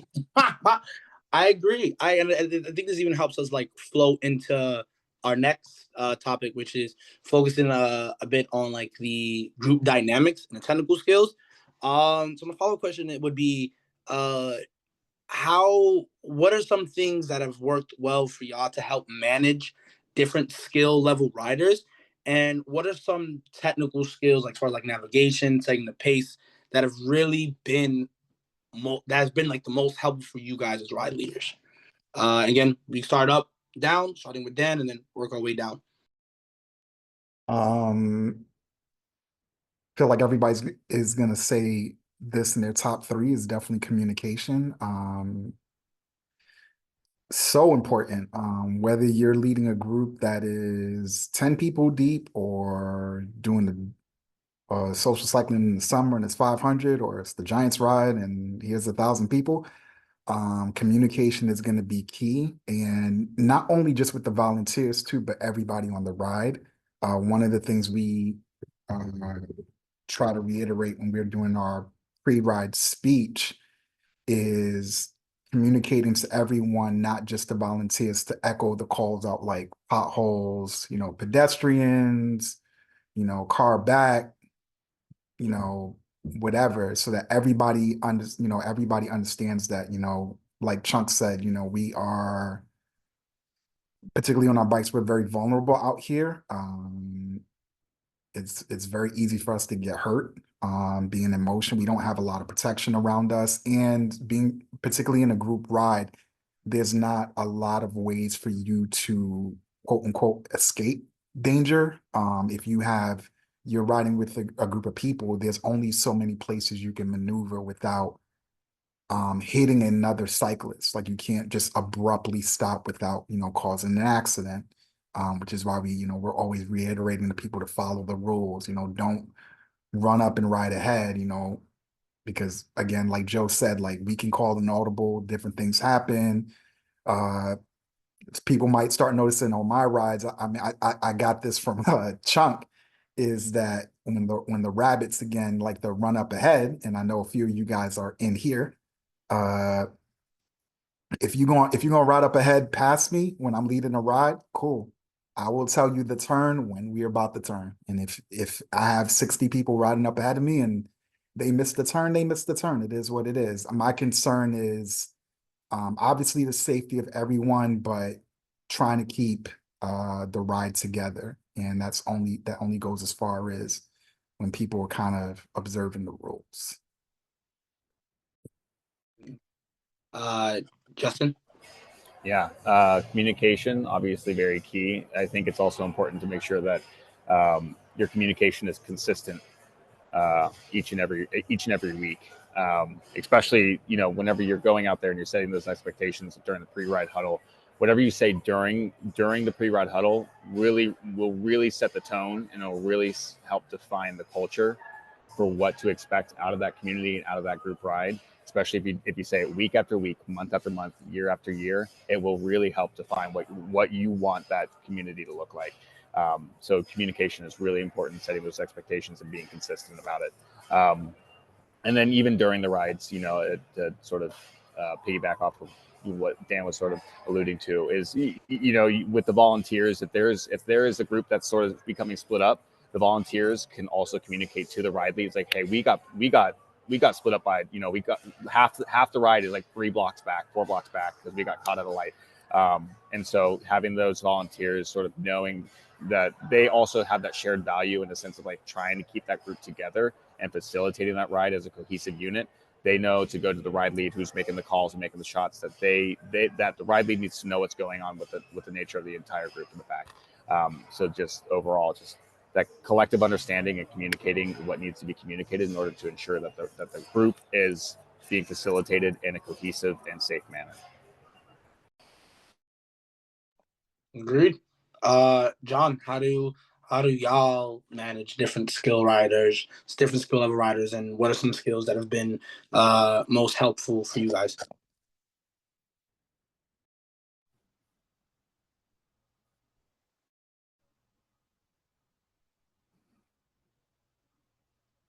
Wait, is it my turn? Me, right? Yes, sir. My fault if you couldn't hear me. Yeah, but yes, it is.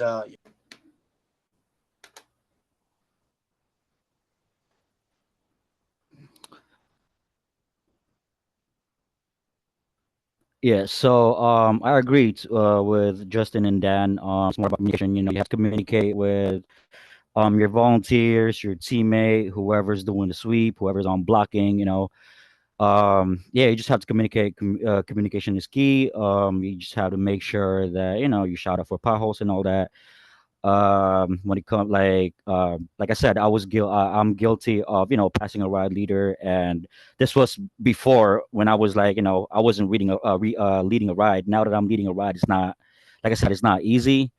And to me, it's a social ride. It's not a race. So why would you pass a ride leader? I mean, like I said, I'm guilty, and now that I came to realize that you got to communicate. If you want to pass ride leader, you got to communicate with the ride leader as well. You can't just like pass them and then just keep on going because you pretty much you don't know where you're going. Yeah, I want to like second that point.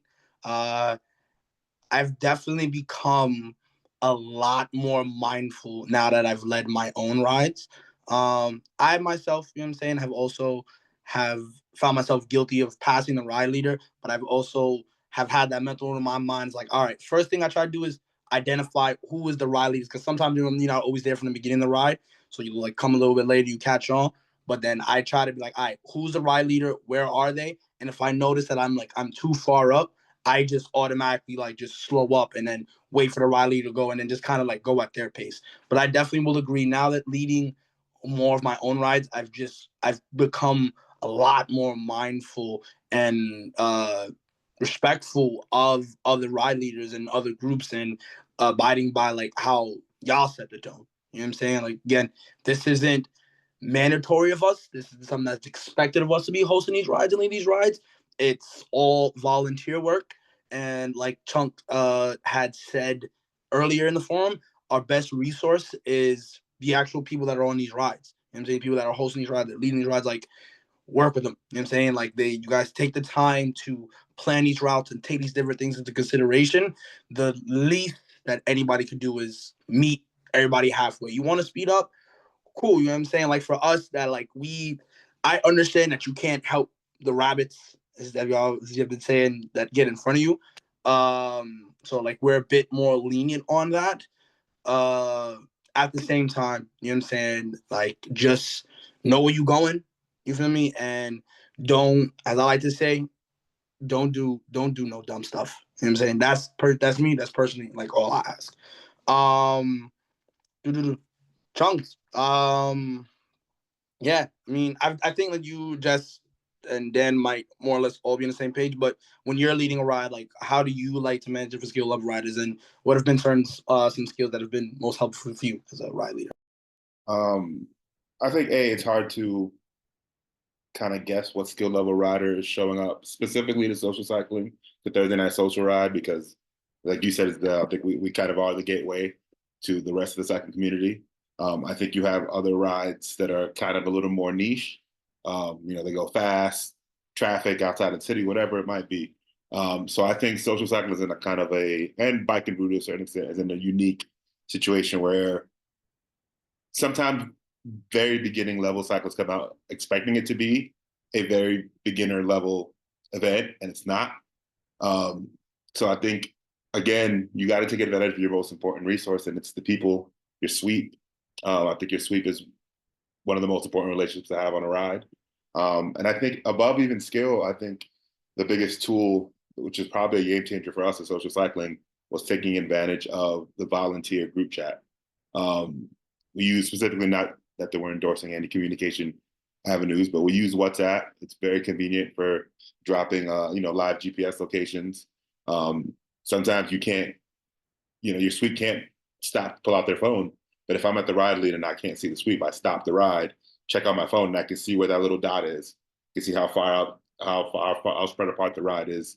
So I think above a skill, I think the biggest tool I think that has helped us is really that volunteer for us, the volunteer group chat, using location and being able to communicate with each other throughout the entire length of the body of the ride is what's most important. Agreed. And real quick, WhatsApp, anybody that works at WhatsApp, if you are watching this, sponsor us because we use the hell out of your app when it comes to these rides. All time sponsor would be helpful. So WhatsApp, Strava, sponsor us if you can. But yes, Gabby, how do you like to manage different skill level riders on your ride, and what are some skills that have been most helpful for you as a ride leader? So yeah, basically everything everyone said. Communication, I think, is like the main thing. Um, Obviously, what you mentioned before the ride does set the tone, and with the Philly ride, because the beginning part of it is the trail, and I had already pre-route rode it like many times. I just let people kind of get ahead. I kind of was like the leader and the sweep, because it was like 13 of us. So when it came to the trail, I was like, because also the trail, cuts off, and then there's like you got to cross the street, and then it starts again. So I would just be like, hey, we're gonna be on this for 30 miles. You guys can go ahead if you want, and just wait at the next like cutoff, basically. And so that would allow me to like slow down and like kind of catch, like basically I'm leading the ride. I say that, I let people pass me, and then I slow down, and now I'm riding with the last person, the last person in the back, like the back person. And so then I'm kind of like help, like kind of pacing them. So because like if I ride a little bit faster next to them, they're gonna ride a little faster. And so I basically ride with them to meet the front of the group. We cross the street, and then we'll just do that over and over. So we got to the end of that trail section, and then again we like come in, and I tell them like, okay, now we're gonna be on the road. So now you gotta like, now we have to be very good at like signaling, communicating, staying together. Making sure that we're all like on a pace line is gonna help us like ride faster. And then just keep doing that. And then when we are on the street, there were parts where like we kind of like split, but it was very very very small gap. Like maybe we took a turn, and like three people didn't make the turn, so we just like wait for them, regroup, keep going. um yeah, with the rides with Corinne, it was very, like I had said that it's like a tour, so like it's gonna be conversational pace, we're not gonna be going fast. So already I guess people already came into it not trying to speed or get ahead of me.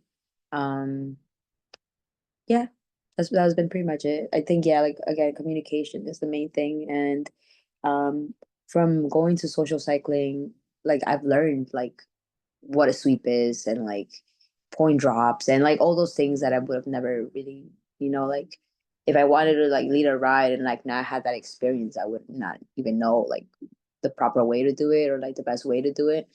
And so moving forward, if like the rides are bigger, or like the last ride where we had like 25 people, like it is good to have that relationship, or like that volunteer base, or like the people that you could, like you can be like, hey, could you block traffic, or do you mind being the sweep, and then explain to them like what that role is.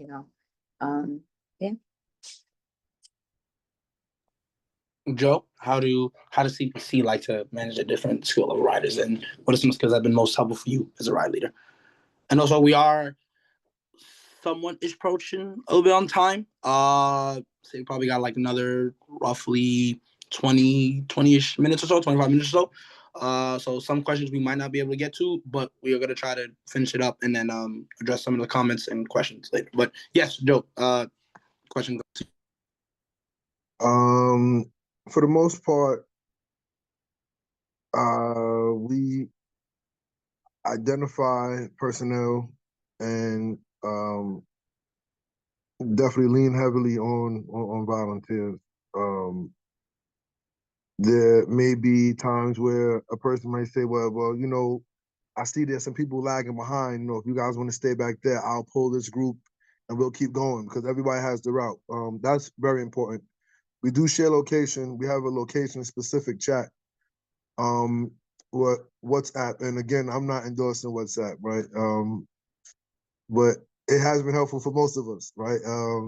As Chuck has alluded to, for those of us that plan these large Giants rides and stuff like that, like WhatsApp has been monumental in that regard. But we have a specific location chat in our community. Now, WhatsApp, kind of similar to like Slack and Discord, allows you to create a entire community, and where you could put subgroups within that community. So that helps. So with that, again, though a lot of people don't want the responsibility of saying, well, I am this, I am a ride leader, or I am a sweep, I am a blocker. They may take initiative during that ride, right? Or, hey, I know you guys are leading the ride. You can't lead the ride and take photos. So, I'll volunteer to do videos or, stuff like that. And it's all helpful. We take nothing for granted because they don't have to do it. Or just show up and just say, well, I'm following you guys. But anybody that takes initiative to do those things, the small things that are actually major, is very helpful. But that's it. I think for the most part, our sole objective is for everybody to return home in the way in which they arrived to the ride. And once we can achieve that, I think the ride is a success. I don't care how long it takes. If nobody has to use their insurance card for the day, I think the ride did well. Agreed. Definitely agree with that. And Jess, how do you like to manage different skill riders, and what skills have been most helpful for you as a ride leader? I mean, I'm echoing everybody in here. Yeah, communication, volunteers, and like Chunk and Dan said, it's not easy to decipher who's a novice rider. But like as we discussed earlier, it's setting the tone, and it starts from the post to the stories to you being there at 7:30, ready to roll, listening to directions from the ride leader. But other than that, yeah, communication, like we said earlier, communication is key. So I don't wanna talk too long.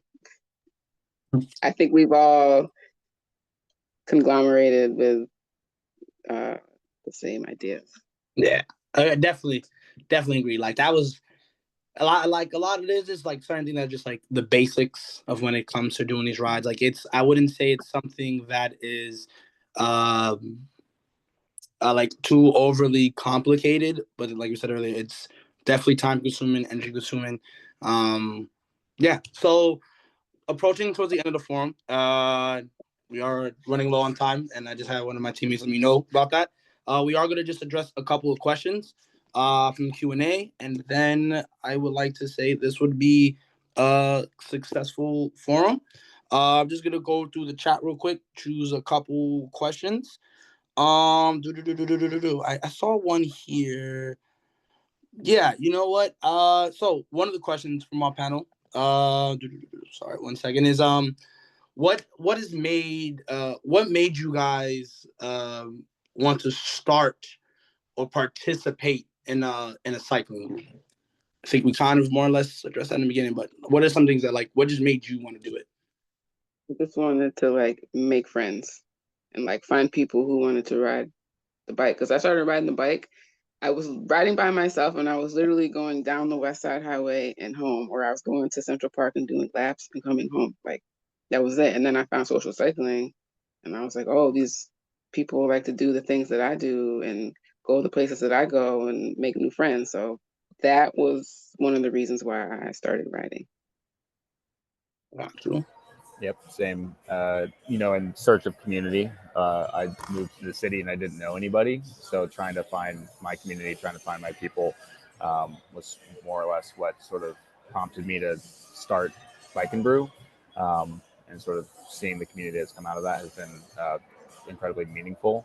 And then, an added benefit to all of that is just also having the opportunity to explore a new city, checking out different breweries, checking out different parks, checking out different boroughs and neighborhoods has all just been a byproduct of something like this, and it's been truly really great. Anybody could just answer if you want to answer. Dan, John. Same for me. Coming out from Los Angeles, coming over here to New York. Uh, Hello? Yeah, we get you. I'm cutting in and out. Yeah, can you hear me? Yeah. Cool. Yeah, so same for me, coming from Los Angeles, came here around 2020. It was like the pandemic time and I didn't know nobody from New York. So, and I, came across with social cycling later on with Bike and Brew and, just, to explore New York while riding my bike is, riding bicycle has been a big part of my life. I've been riding since I was a kid. So, and yeah, from there, Bike and Brew and social cycling actually were, were there when I needed them. So yeah. Dan, yeah. Yeah, what made me want to bike in groups was the community service project. Basically, I saw that the streets was lacking good music, so I decided to collect all my speakers and share them with the people. It's a lot of people biking out there with whack ass beats, and I was just like, we just can't have that any longer. So I packed up my 8 speakers and said, all right, Yeah, you give back to the people. And exactly. I've given back as much as I can. That's why I'm down to like 2 speakers now. I've been carrying these streets with all this sound. So, letting other people get a chance to. So it's been fun. Yeah. Chunk, want to say what made you want to get into it? Like everybody else, I was lonely as hell on my bike. Um, I think the opposite of, with the exception of that, being born and raised in New York, I had a ton of friends, but I had very few friends who rode bikes. So when I started getting into that, it was like, oh, I can ride to my friends' places, but they don't ride bikes. I want to ride with people who ride. I want to hang out with people who ride bikes. So yeah, it was just looking for community. Wanted to do something that I enjoy doing with other people. And I just so happened to be in a park. But I've done a day that social cycling rode through there. Gabby, what got you into it? Want to do it? I feel like cycling really found me. I was commuting to work, maybe like 3 miles on like a foldable bike, and then I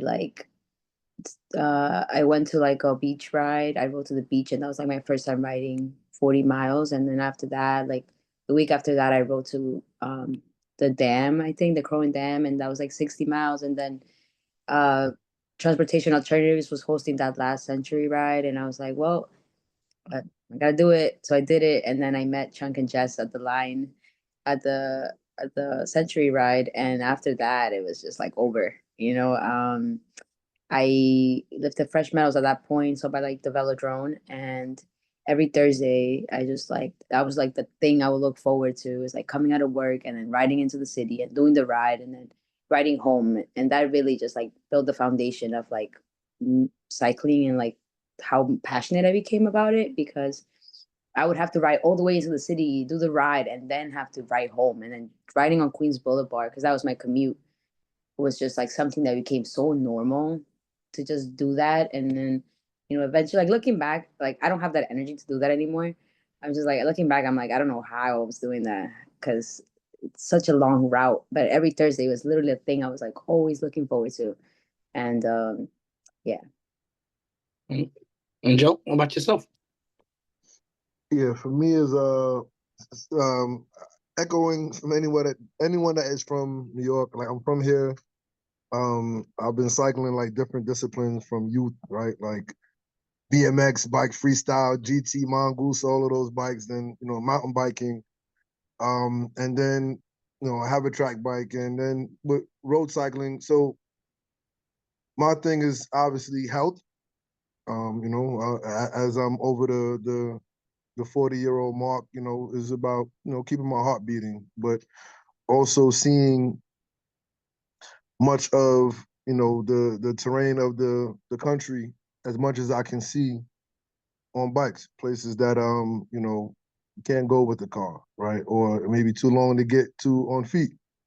So there's still a lot of land to traverse, and I'm looking forward to getting there. Agree. So y'all heard it here, folks. If you're trying to stay healthy and keep your skin glossing and shiny, ride a bike. All right. But I will say this does conclude our forum. I want to say first off by saying thank you to the panelists. Thank y'all for taking the time. Yo, Zell, can I say one more thing? Yeah, go ahead. What's up? If you don't want. Yeah, I just want to grab this opportunity to thank everybody. I don't know if everybody knows from over an accident, social ride December 5th, and it was rough. I was actually fighting for my life, and I just want to thank the cycling community in New York. You guys, much love to you. You guys were there when I needed you guys. Especially Dan, you were there at the hospital. Absolutely, Chunk.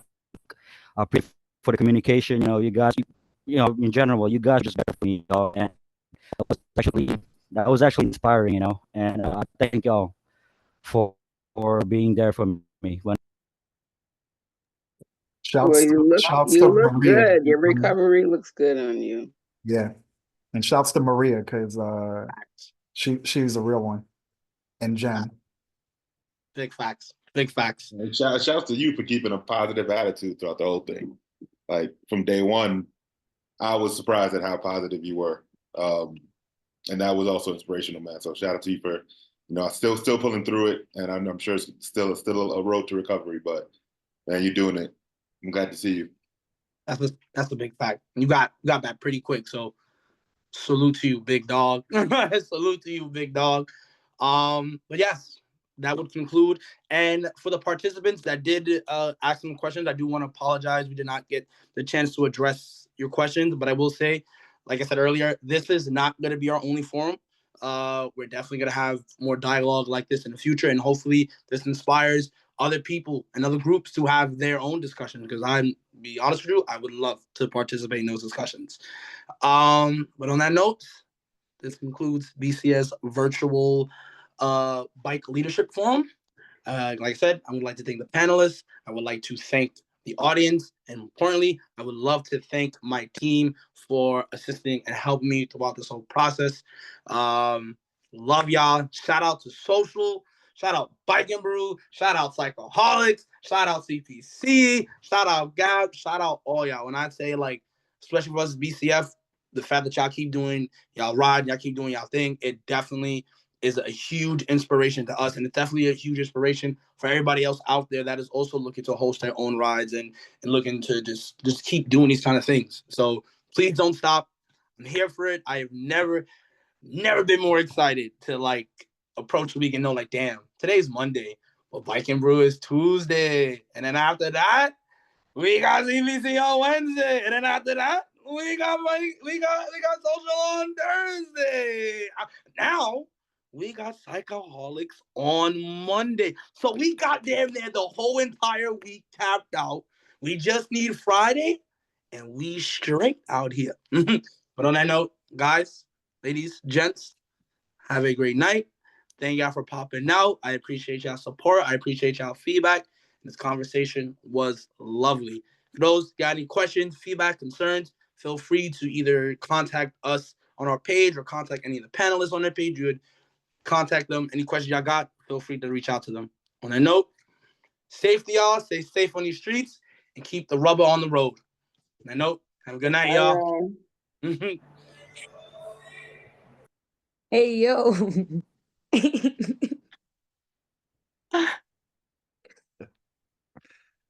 We're back.